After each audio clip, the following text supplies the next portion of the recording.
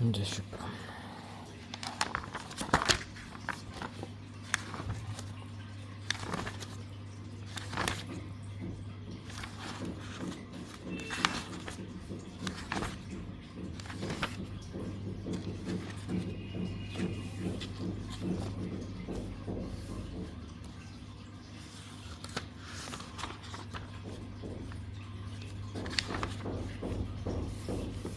आठवां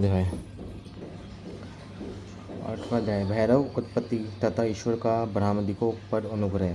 श्री नंदीकेश्वर बोले, उस समय जो महादेव जी को ब्रह्मा जी पर क्रोध आया तो उन्होंने अपनी बाहों के मध्य से भैरव नामक एवं एक अद्भुत पुरुष को प्रकट कर दिया, जिसने नमस्कार कर उनकी आज्ञा मांगी। शिव जी ने आज्ञा दी, तुम अपनी लपल पाती तलवार से ब्रह्मा जी की पूजा करो।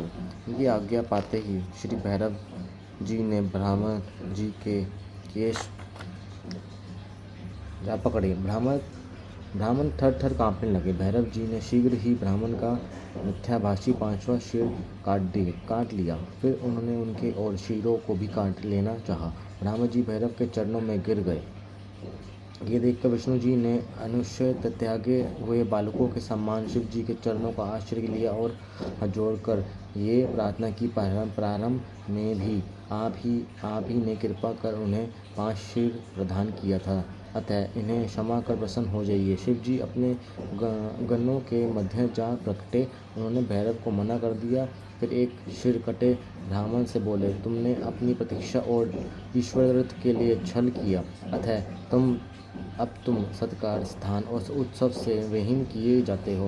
ब्रह्मा जी शिव जी को हे स्वामी मीन, हे वरद कहकर अपना 5वां सिर मांगने लगे। ईश्वर ने कहा, अराजकता के भय से मैं विश्व स्थिति को बिगड़ने न दूंगा। हे पुत्र, जो अपराधी है उन्हें तुम दंड दो, लोक मर्यादा का पालन करो। मैं तुम्हें कर देता हूँ कि अब आज से तुम गणों के आचार्य हुए, वही तुम्हारा सत्कार होगा। कोई भी यज्ञ तुम्हारे बिना पूर्ण न हो। राम जी से ऐसा कहकर ईश्वर उस केतकी के पुष्प से बोले, रे मिथ्याभाषी केतक दृष्ट, तू भाग जा, तू मेरी पूजा के योग्य नहीं है। शिव जी के गणों ने उसे दूर भगा दिया। केतक शिव जी की प्रार्थना करने लगे और उसने कहा कि हे नाथ, कुछ तो सुफल कीजिए, मेरे पापों को दूर कीजिए, भला आपकी कृपा से क्या दुर्लभ है। शिव जी ने कहा, मेरे वचन मिथ्या नहीं होता। अब तो तुम्हें नहीं ही स्वीकार करेंगे, परंतु तू मेरे भक्तों के योग्य है और इस प्रकार तेरी भी जन्म सफल होगा। जहाँ मेरी मंडप रचना होगी उसका शीर मूल तू ही होगा।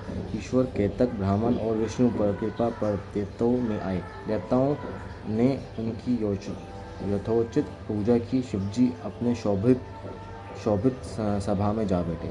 अतिशय शिव महापुराण वेदेश्वर सहित का 8वां अध्याय समाप्त।